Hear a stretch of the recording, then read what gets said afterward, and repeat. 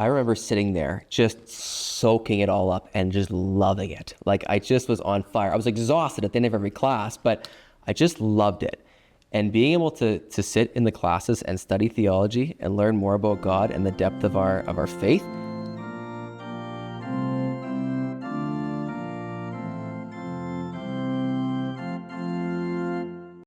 Thanks for sitting down with me. Yeah. We only met each other this week, I think. Yeah. And I don't hardly know anything about you. Okay. So I'm looking forward to the conversation because I'd like to get to know you and your story and poking prod into some of these aspects of your ministry story. Okay. Yeah. So why don't you start with, you're a Saskatoon boy. Yes. Okay. How did this journey into the ministry start?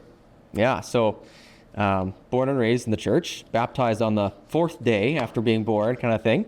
And faith was just a part of my life. My parents met in the church there. My grandparents were all there, and aunts, uncles, cousins in the church too. So it was always there, a part of things. When I was about 9 years old, I want to say, I remember being in the car with my mom after church or something one time. And I just kind of was curious, thought, well, how does a pastor even get paid?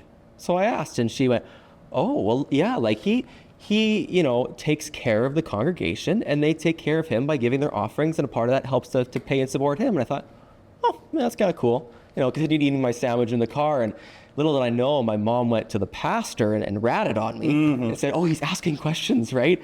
So they got together and got an alb, and he got me like a position in the church when I was, like 9 or 10.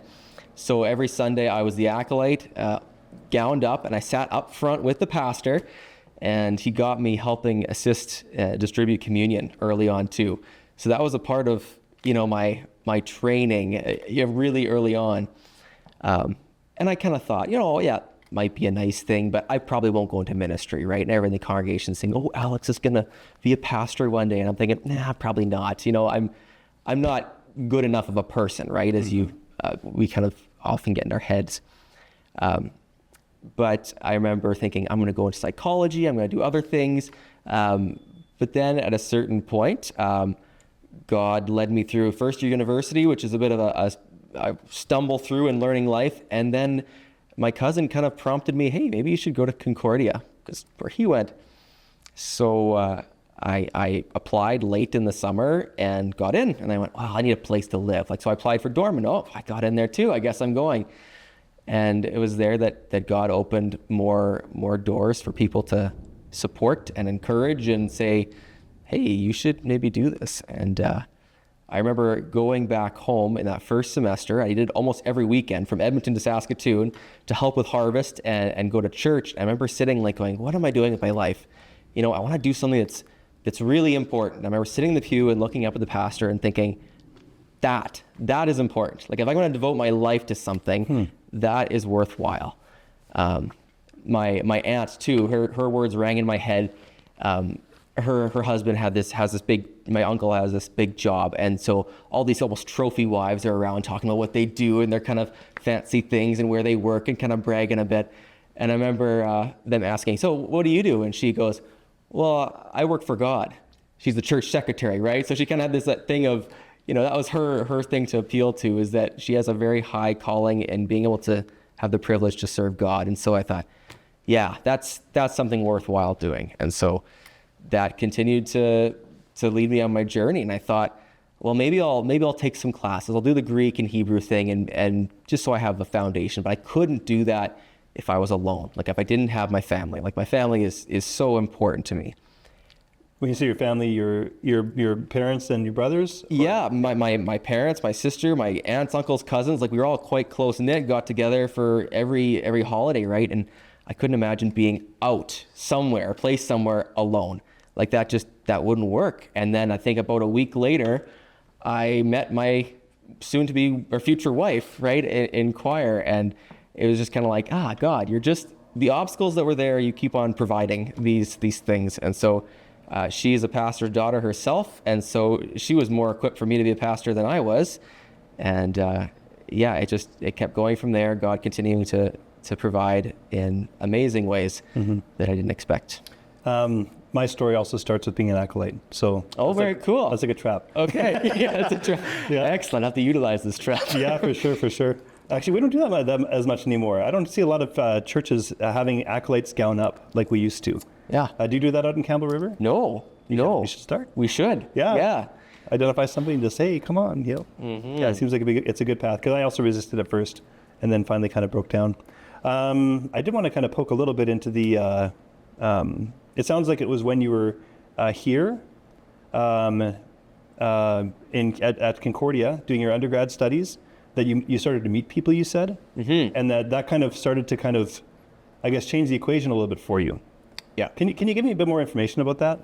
Like, who were some of the people? Was there any conversations that stand out to you that you were having back then, or were there characteristics you saw in them that kind of struck you as being comparable to what you see in yourself? Or I'm not sure. Like, I'd like to hear a bit more about that. Yeah.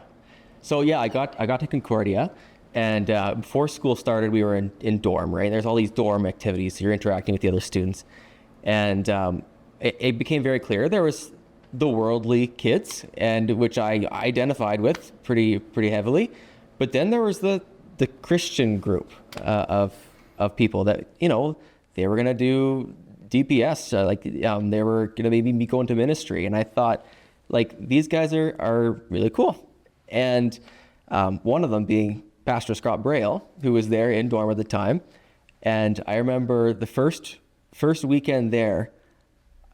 I was new and I didn't have anybody pushing me to go to church. I think I might have just not. Mm-hmm. But he said, hey, I'm going to church. Want to come with me? And I just met him, right? And I said, yeah, sure. And I went along, and it was like, wait, I can do this as a young person in this new environment. I can worship, and that's actually important. And so he kind of helped foster that in his way. And I mean, I met Pastor Peter Nelson there too at the same time, and we became good friends, and Pastor Mark Reckon was all there at the same time. And when you start kind of narrowing down, going, okay, we'll take these kinds of pre-seminary classes, all of a sudden you realize who your people are. And so that was a big support there for sure. It sounds like you were kind of building your cohort even before you got to the seminary. Yeah, it was for sure. So let's talk about your CLS years. When did you graduate? 19? 19? From CLS, yes, 2019. Sorry, yeah, that's right. Clear. Yeah. So you graduated from CLS in 2019. So who was in your graduating class, and who are some of the other people you remember? I mean, you already mentioned Mark Reckon, you mentioned Peter Nelson, you mentioned, from Red Deer, drawing a blank. Oh, Scott Braille. Scott Braille, yes, that's right. That's right. Who are some of the other people that you were with? So my class consisted of Christopher McLean, Michael Meyer, and Sheik Leaf Mauricio. There's the four of us. That's cool.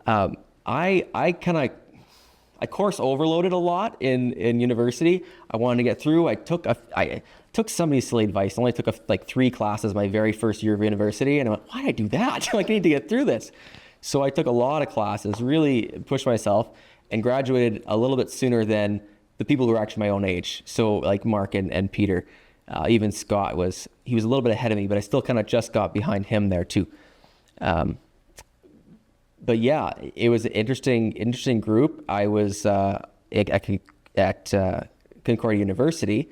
I was an RA and kind of in leadership. And so I remember even Chris and Michael, when they had to kind of come to be a university student before being accepted into seminary, I was there as their kind of welcome wagon committee guy, just as like, oh, you're new students. Oh, you're old, because I was, quite the youngest in my cohort, my class. Yeah, what stands out to you? Like, what made your experience, what do you think was really formational about your time there?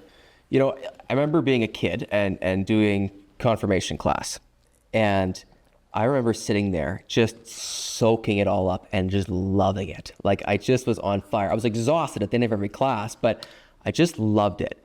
And being able to sit in the classes and study theology and learn more about God and the depth of our faith, I just loved it, right? It was just, even if I didn't get go anywhere with it, I just loved learning about our Lord.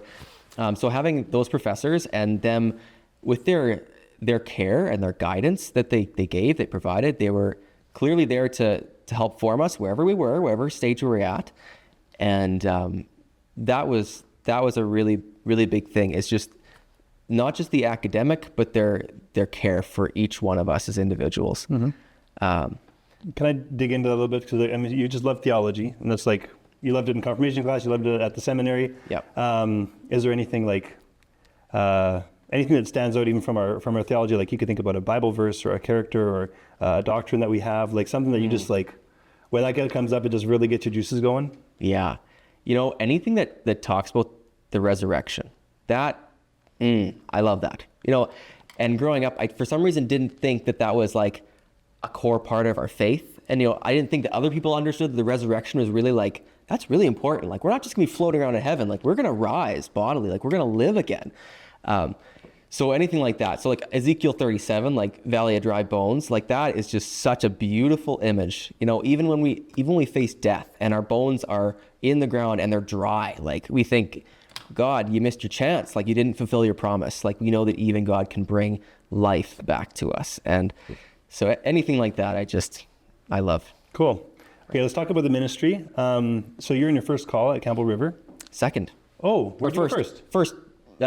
First placement was in Dryden, Ontario, and I Vermilion didn't know Bay. that. Yeah. Okay. And so then I took a call almost 3 years ago now to Campbell River. Okay. Yeah. I'm learning stuff. Okay, Yeah. so thinking about both places then. Yeah. What do you, I mean, you've been doing this for a while now, not too long, but long enough to have had lots of experiences.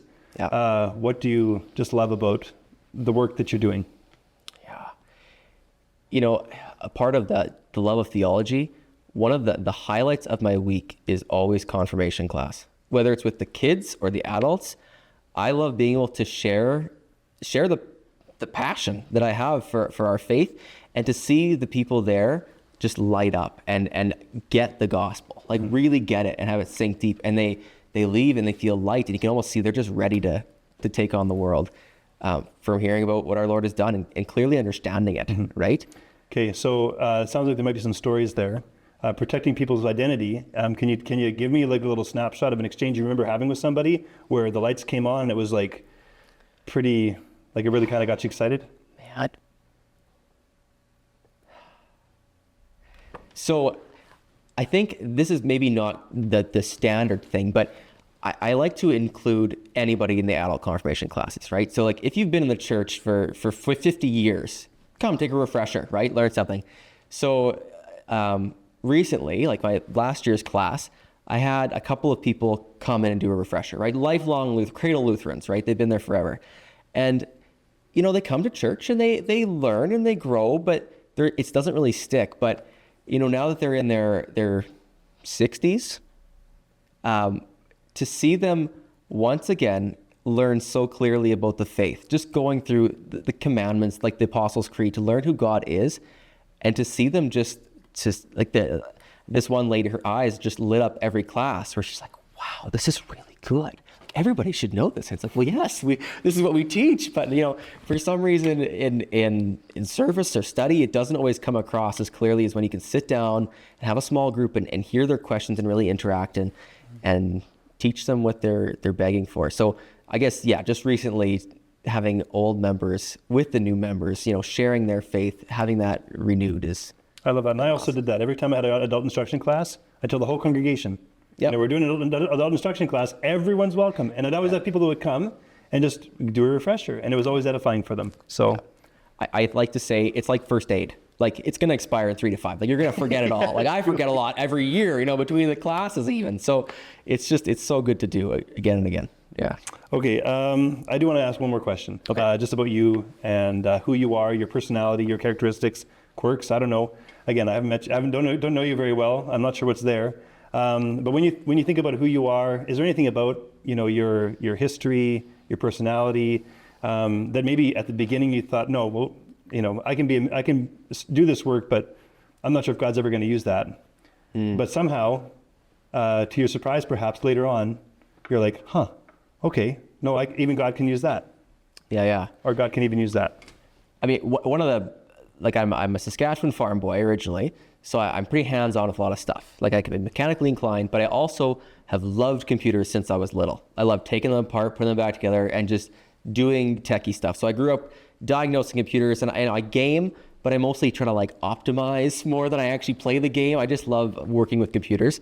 And maybe sort of, I write a sermon on the computer, I thought, but I didn't realize how much tech support churches actually need and how I can just kind of fill that need, just learning about new technologies and utilizing them. And live streaming in COVID wasn't a big obstacle because I kind of knew how to do that and wasn't scared of it. And, getting new wireless headsets to help people to hear the service better and sound systems, that's just something I love to do. So it's been a gift I can share. Thank you, Alex. It's been a pleasure. Yeah, thanks, Mike. Thanks for sitting down with me. Appreciate it.